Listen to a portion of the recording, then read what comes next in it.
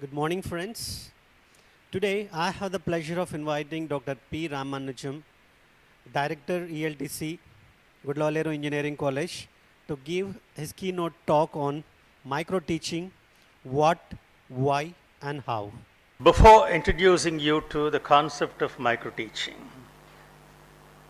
reflective microteaching, video-mediated reflective microteaching, I would like to play devil's advocate for some time. How did you become teachers? Did you become teachers after some training? Or did it just happen? You wanted to become teachers. You didn't train as a teacher. It simply happened that way. In other words, you stumbled into teaching. Did it happen that way? Please tell me. I'm playing devil's advocate. We've been stumbling ever since we stumbled into this. You can use a mic. Whoever wants to speak can use a mic, because otherwise the camera will not catch it. I'm sure most of us stumbled into teaching, but we didn't have training before we come into the service, I guess. Okay. I mean, PGCTE, PGDTE, B.Ed, that kind of thing. Nobody. Yes. Naresh, you didn't do a B.Ed at all. I see. What about you? You taught in some school for some time. I never had a B.Ed, sir. Without a B.Ed. I see. I'm the only one who has got a B.Ed degree in this place. You got a B.Ed degree. After joining. Raj Kiran has also got a B.Ed degree. Now, that's the case with most of us. With an academic degree, MA in English, we walked into the classroom without any training in classroom teaching. In this country, a postgraduate degree with 55%, I'm talking about humanities and sciences, not about the engineering departments. That's the requirement for appointment as an assistant professor in a college. Now, let's look at the requirements in other professions. If a person wants to become a doctor, the person will have to do a course and then serve an apprenticeship also. He will have to undergo some practical training before he starts practicing as a doctor. I'm sorry, I'll use the pronoun he. It doesn't mean male primacy at all. It also means she. Okay. So does an engineer. He needs some practical training. So does, an architect. So do lorry drivers, plumbers, carpenters, and so on. They do serve an apprenticeship. They undergo some practical training before they start practicing as lorry drivers, carpenters, plumbers, and so on. Only teachers don't need practical training in the classroom before they start teaching. I wasn't originally a teacher. I was a section officer in the Tamil Nadu Secretariat. A section officer is a clock, 2 steps above an ordinary clock. When I didn't like that job, I threw in a letter of resignation and walked out of the Secretariat. And when I walked in through a door that was open in front of me, I was a teacher already. I was in the teaching profession already. So what does it mean? It means you can become a teacher at any time in your life, at any stage in your life. When I was a student at Eiffel University, it used to be known as the Central Institute of English and Foreign Languages in those days. That was some 4 decades ago. I had a teacher called Cole. He used to tell us, I was in the Air Force, he was an Air Force officer. And when I got injured in an accident, and the airport and the Air Force declared me unfit for active service. I went out of the Air Force. I thought I was unfit for various other jobs. Then I became a teacher. Dr. Cole and I may make a joke of how we became teachers, but actually we are exceptions. Professor Cole was a distinguished professor. He was invited by Rajiv Gandhi to join IGNOU as a professor and so on. He had done B.Ed, M.Ed, PhD in education and so on. He carried out lots of experiments before he became a teacher. And I also, before I became a teacher, I had done B.Ed. I had also done PGCT at the CIEFL, PGDT, action research experiments, UGC funded projects and so on and so forth. But in the case of the vast majority of teachers, there is no training at all, training in the classroom at all before they become teachers. I'm talking about it not as something bad, but as something which is a reality. Not just in this country, in various other countries. It's a measure of the importance education enjoys, education receives all over the world. But tell me, is that a right thing? Is this a right thing, a teacher walking into the classroom without any training, formal or informal training in classroom teaching? Mind you, classroom teaching is not something new to anybody. We all have experienced classroom teaching as students. As students, we observed classroom teaching. We intimately experienced classroom teaching for about 17 years, right from our primary stage up to our post-graduation. For about 17 years, we have intimately experienced classroom teaching. But that is experience by observation rather than experience by practice. It is experience by observation. Alone is enough for a teacher, for a person to get into a classroom and start teaching. Tell me. Initial days, I remember myself actually when I completed my post-graduation, I was immediately I immediately joined in a junior college as a. I mean, an individual teacher who may have been greatly inspired by his own teachers may use different means, adopt different methods in order to, train and become a good teacher. But you can't generalize it, right? Yes, All teachers don't do such things. But if a person wants to train as a teacher, wants to undergo some training,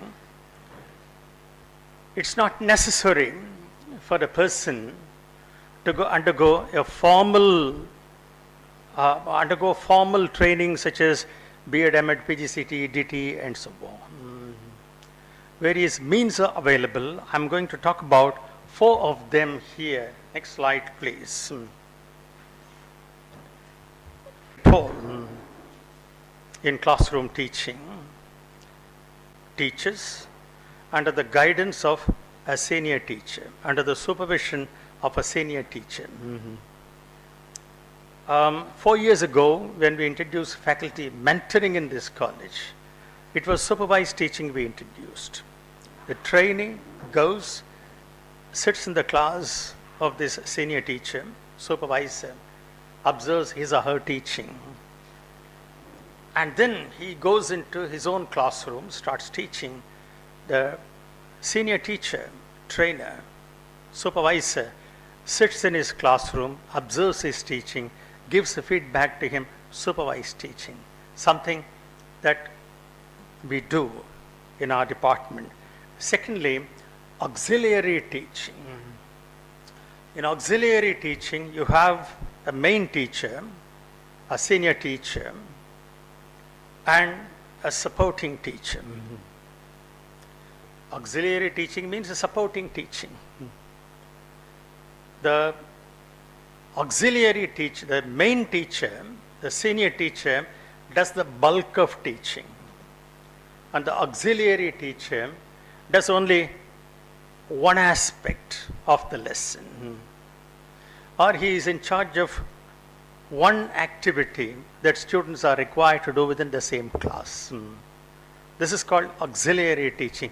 This is also possible. And it does happen in our department. If you take our lab sessions, you have the first teacher and the second teacher. I think that's what you call first faculty member, second faculty member. The first teacher does the bulk of teaching. And the second teacher is normally a junior teacher who doesn't do much, sits, observes, and then carries out certain activities. Throughout last year, Twinkle Evangeline was the auxiliary teacher, was an auxiliary teacher in lab sessions. Thirdly, you have team teaching, something we haven't done so far in our department. Two teachers, both could be seniors. One could be a senior, the other could be a junior. Both could be novice teachers, but both have equal responsibility. Taking turns, they teach a lesson. When one person is teaching, the other person is observing. At the end of the lesson, they sit together and give feedback to each other. The responsibility is mutual. This is team teaching. We try to do it at Vignan University when I was there. We have never experimented with it in our department. The problem with team teaching is you need more teachers, right? Because in each classroom there should be two teachers, even in the so-called theory classes. Okay. So perhaps in the days to come or years to come, we must try to experiment with the team teaching also. And then fourthly, next slide, microteaching, which is the subject of our concern here. Microteaching normally takes place on teacher education programs, teacher training programs. In microteaching,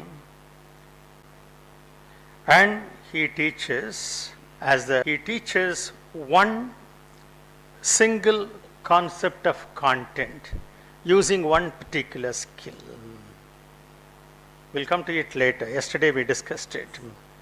A single concept of the prescribed content using one particular skill.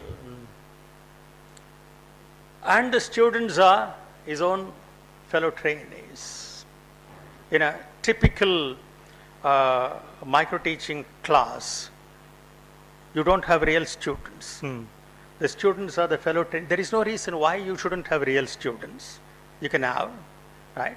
But normally it's a small group consisting of the fellow trainees themselves.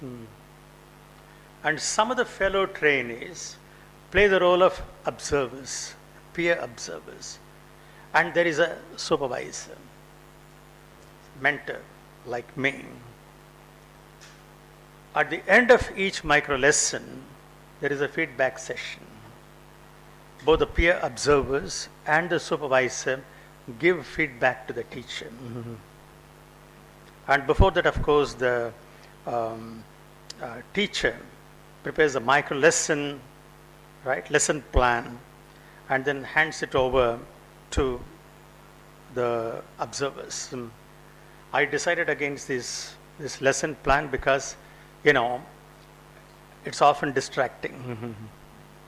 The observers tend to match the teaching with the plan, right? They tend to say, is he going according to his plan? No teacher teaches according to his plan. You take it from me. I have seen quite a lot of teaching, right? What happens in the classroom is an emergent situation and the teacher responds to it. But a framework is necessary. A plan is necessary. A framework is necessary. A description of objectives is necessary in a micro lesson. Description of objectives is important. My objective is to teach the difference between the present perfect tense and the simple past tense. This is a concept. This is my objective. You must confine yourself to that. You should not go beyond it. You should not try to teach an auxiliary, a sub-skill. You don't have the time for it. You got to do quite a lot of things, such as motivating students, introducing interaction, right? Generating responses from them, reinforcing their learning, consolidating their learning, and also concluding the lesson in a smooth way. It should not end in an abrupt way. You can't do all those things within 10 minutes, but you should. Right? But if you try to do something else, it will be very difficult within the 10 minutes. Micro-teaching is normally a group activity. In teacher training programs or teacher education programs, the trainees are put into different groups and asked to plan and teach some parts of a lesson. The focus is on one particular skill. Unlike a full lesson, a 45-minute or a 50-minute lesson, in which the teacher in different stages proceeds from one skill to another, one concept to another. In a micro lesson, the micro lesson is focused. The focus is on one particular skill. Whatever you want to do, you do. Teaching that particular skill or teaching that particular concept. The skill or concept or strategy or technique could be how to open a lesson. This itself could be a technique. This itself could be a strategy. How to open a lesson, you can do it in 5 minutes. Get the students interested in the lesson. Micro lesson stops there. How to open a lesson. How to close a lesson. How to introduce the concept of vocabulary. I'm not talking about vocabulary teaching. Introducing the concept of vocabulary. How to introduce the notion of collocation. Right. Only some words come together, collocate, some don't. If you're able to put this idea across, micro lesson ends, because that's your objective. Teaching the notion of collocation. Or making students understand what communicative functions are. This could be the subject of a micro lesson. Teaching students skimming and scanning in a reading comprehension class. The focus on these two things. How to skim, how to scan. Or just a skimming in one micro lesson, scanning another micro lesson, because you have to give practice. You can't give do's and don'ts and so on. Make them understand it. Right. And then, teaching discourse features, coherence, cohesion. Right. Teaching some fundamental notions. No. Earlier. It's not here. It doesn't matter. There seems to be things were done in a hurry. There seems to be some difference between this handout and the PowerPoint, the slides. It doesn't matter. Okay. Teaching some fundamental things in intonation. What is intonation? This could be the focus of a micro lesson. Right. What is stress? Right. Syllable, and so on. how to organize a group activity, a strategy. This could be the focus of a micro lesson, right? How to organize a group activity, how to motivate students. This is also possible. How to motivate students. Now, motivating students should be part of any micro lesson. Initially, when you start your micro lesson, you try to motivate your students by putting some simple questions to them. You try to get them into the lesson. That is what I'm talking about. Motivation itself as a subject or focus of a micro lesson, and so on and so forth. And the teacher gets immediate feedback. In this context, I would like to share with you a conversation, telephone conversation I had with Chandrasekhar last evening. You all will have a benefit which he will not. You have some 4 days or 5 days to prepare your micro lesson. You can meet me, discuss your lesson with me, fine-tune, improve your micro lesson. He doesn't have this advantage because he is leaving today or tomorrow. And he is presenting his micro lesson today. So, yesterday I called him. I telephoned him and asked him, what are you going to do? He said, I'm going to teach the difference between the present perfect tense and the simple past tense. This is the problem with English teachers. They are too fond of grammar. Right? I think most of your micro lessons will be grammar lessons. Right? Okay, fine. How are you going to go about it? Then he said, I'll explain the difference between present perfect tense and the past tense. And then, he went beyond the scope. He said, I'll teach them some of the nuances such as, I've seen him this morning. I have seen him this morning. You use the present perfect tense because it is this morning, even though it's a definite point of time. No, stop that. Don't do all that. You're going to teach the difference between the present perfect tense and the simple past tense. Confine yourself to that. This is one skill, one concept. If you want to teach higher things like, speakers using the present perfect tense even when a definite point of time is present in the sentence and so on, that's an extended idea. That's a different concept. Confine yourself to this. And when you teach tenses, you would tend to teach the forms also. I have, he has, she has, and verb with ed in the case of simple past tense and so on.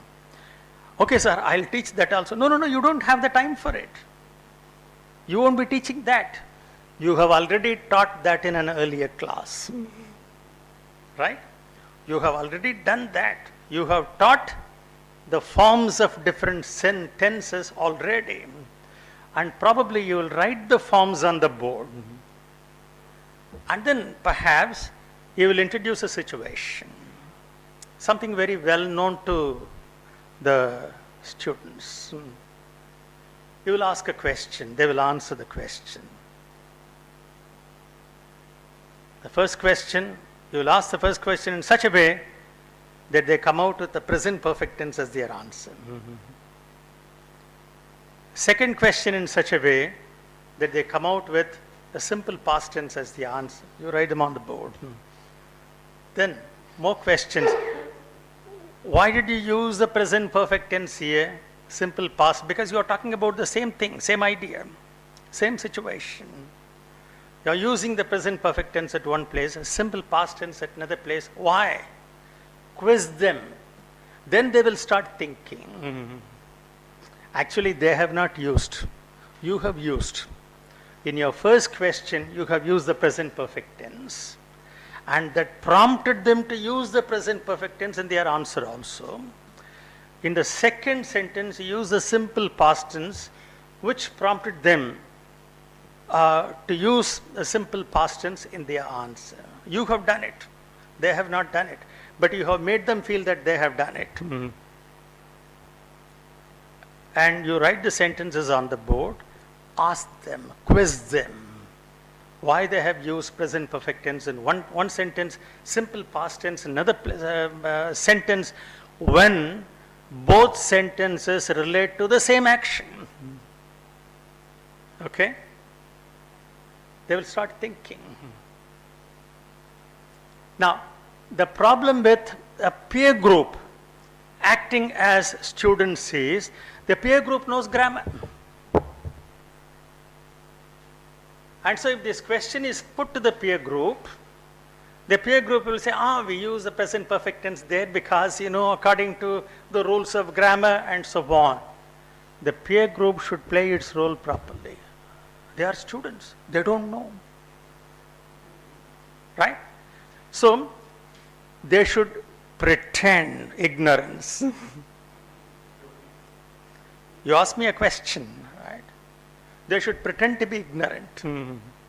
Or they may give some answers which will reveal their ignorance, which will prompt the teacher, right, to explain the difference using some strategies. This is very important.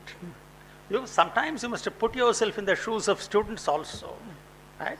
You shouldn't keep sounding scholarly all the time. Okay. Now, so the teaching is over and the feedback is immediate. Unlike the peer observation of a full lesson, complete lesson, in which the feedback is not immediate, here the feedback is immediate.